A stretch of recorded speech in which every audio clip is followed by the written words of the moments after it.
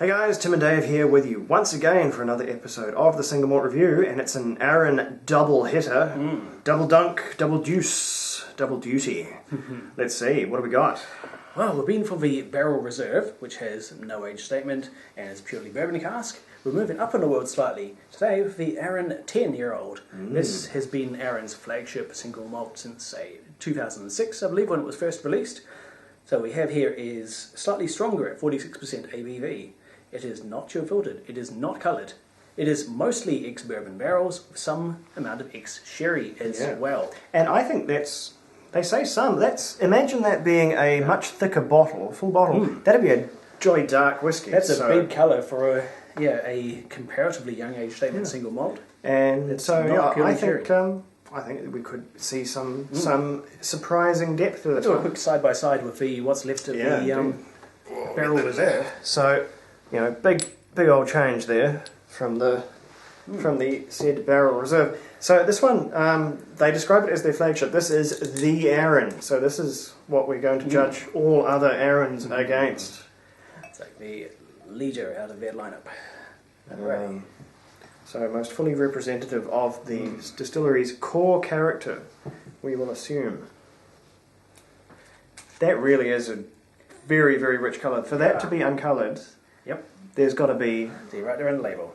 Now in chill filtered, natural colour. No, I think this might be more sherry than we have been led to believe. I think there's probably going to be quite a bit going on. I'm just going off online sources, saying it's predominantly bourbon with some mixed sherry. And 46, so... Oh, that is a goodness me. No, there's sherry in here for days. That is so fruity. There's rich fruit confectionaries. We got wine gums, sparkles. Yeah, confection. That's something you normally only see in way, way older Speyside whiskies. That's really interesting. I think we're dealing with some pretty heavy top dressing here because... Fair enough. I'm not averse to getting some bonus older whiskey. It's when these sort of boiled sweets come out that you're normally dealing with significantly, 20 going on 30-year-old Speyside whiskey. That's quite interesting. Quite intriguing. I could happily sit here and nose this for hours. That'd be very boring YouTube. In addition to these, wine gums is a great one. Red wine gums specifically. Well, it depends on whether you fall on the side of the fence of all wine gums are the same flavour or whether the different flavours actually taste different. I don't really eat sweets, so I don't know. But I know what they smell like distantly. And wine gums.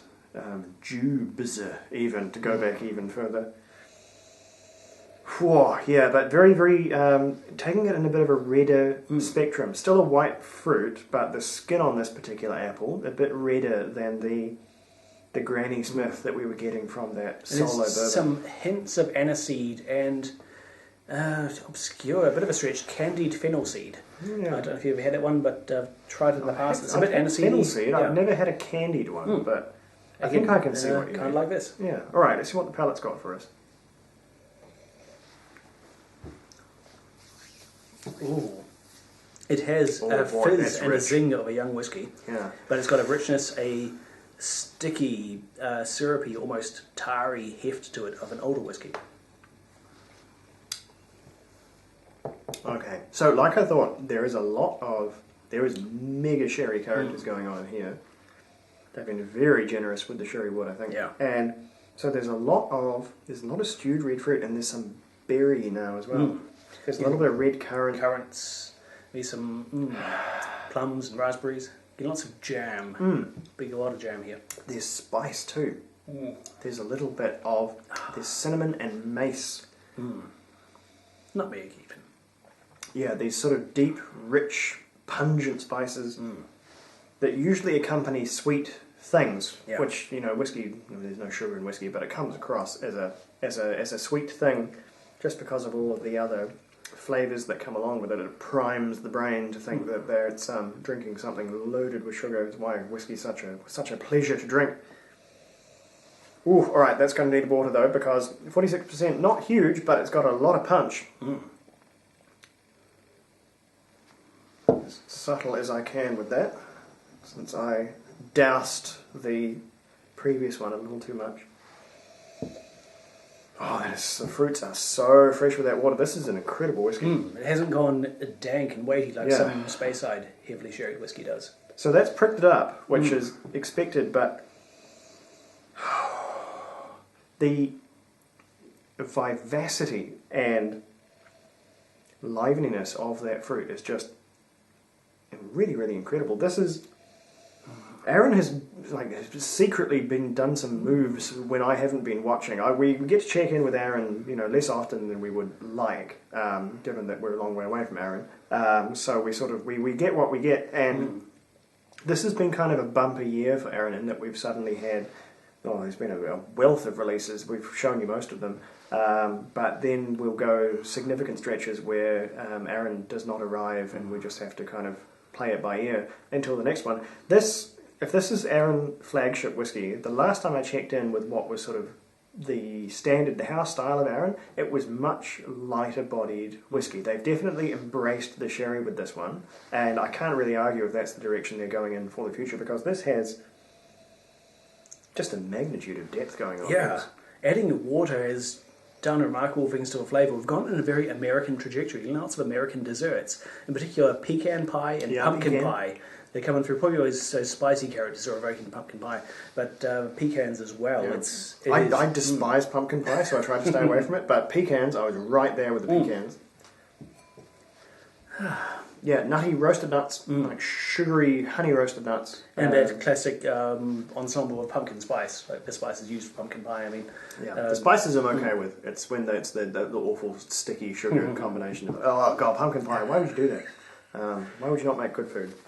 Anyway, this is really gorgeous, and I have to really keep checking myself to remind me that it's only 10 years old, because this has and again I think they've achieved this with sneaky additions of significantly older whiskey, which now they must be all well into their 20s now. They have access to that stock now. I think they have judiciously dosed this one in just the right areas to hit all of the this is mature whiskey I'm drinking here parts of my brain. Wasn't it a thing once, one edition of Glendronach's 18-year-old, where it turned out there was actually a lot of staggeringly old, say 25-plus-year-old whiskey in it? That was a full, I think, 5 years, just because of when Glendronach was closed. When they were selling 12-year-old whiskey, but if you did the maths on it, if you counted the cards, there physically could not have been 12-year-old Glendronach whiskey because the distillery had been closed. So they were just bunging in 18-plus-year-old whiskey in there, and their loss, I suppose, because they needed to maintain a 12-year-old, because who doesn't have a 12-year-old? But yeah, that was a big old freebie, which they've now corrected. Well, I don't doubt that there is 10-year-old whiskey in here. It's got a youthfulness and a vigour and a fizz to it. I think there's probably a fair amount of very generously aged whiskey there too. No, I think this is really good, and it's a very, very promising sign for the future of Arran. It's made me that much more interested in seeing what they are doing. This one is going to get a 90 from me. It's a 90 for a balanced whiskey as well, which, not to say that some 90s are worth more than other 90s, but some 90s, or 90 pluses, it's sort of such a unique, singular whiskey, and I'm like, holy crap, I am never going to taste something like this ever again. And it's got that wow value to it that sort of maybe inches it up. This one is a whiskey that if I want more, I can go down the street and get more. This is the Arran. It's only 10 years old, and that's, I think, what makes this a powerful goddamn 90. So yeah, what's your thoughts? I'm actually of a very similar mind. 90 is my score here too. Again, I'm an Arran fanboy, so bias, etc. Take it as you will. It is a good balance of bourbon and sherry characters, a good balance of younger and older whiskey. It's as rich without being overly so. It's inviting without being just too lightweight and minimalist. It is just a perfectly poised whiskey and a good example of Arran's style. Yeah. What a distillery. I mean, they're all good. There's no bad distilleries. I don't know who made Drumgewish. I'll have to look them up. They might be a bad distillery, but there are, I think, few that have done so much in so little time as Arran. They are working hard at whatever they're doing down there in that tiny wee island over there. So props to them, and something you will definitely be seeing more of in the channel in the future. Yes. Just because we love it. It's just too good. It's too good not to drink. All right, Slanger.